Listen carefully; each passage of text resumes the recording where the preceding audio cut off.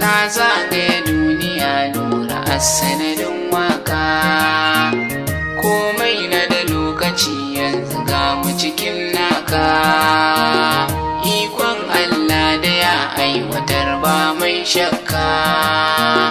Tauraron zamani lakabi da kirarinka, malamin waka da an zo gabanka akan duka, sarki ilahu ya kare ka.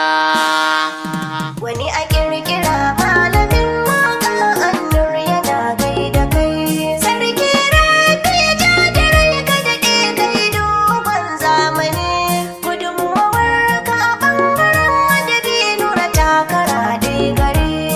Wani a kirkira malamin waka annur ina gaida kai, sarki rabi ya ja da rai ka daɗe kai dogon zamani, gudunmuwar ka ɓangaren adabi nura takara ɗi gari.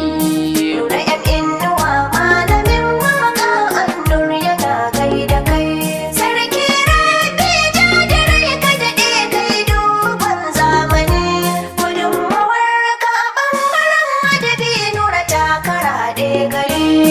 Mu gode rabbana nura wanda ya baka aro cikin lokaci, ka zama malami ɓangaren waka kanka kafa ake tsokaci, ka zaga nahiyar hausa kan waka kai ɗai ake ambaci, ka kara godiyar rabbi yayi maka ni'imar ɓuya har zahiri. Nura ‘yan inuwa malamin waka annur yana gaida kai, sarki rabi ya ja da rai ka daɗe kai dogon zamani, gudunmawar ka a ɓangaren adabi nura takara dai gari. A jerin mawaka na hausa tsawon farko anan kake kai, Allahu ne ya ma ɗaukaka shekaru da yawa ɗararwa bakwai, sirka ka rike rabbana nasara ba ta zuwa sasakai, sannan ka yi aiki malalaci bai zama abun fahari.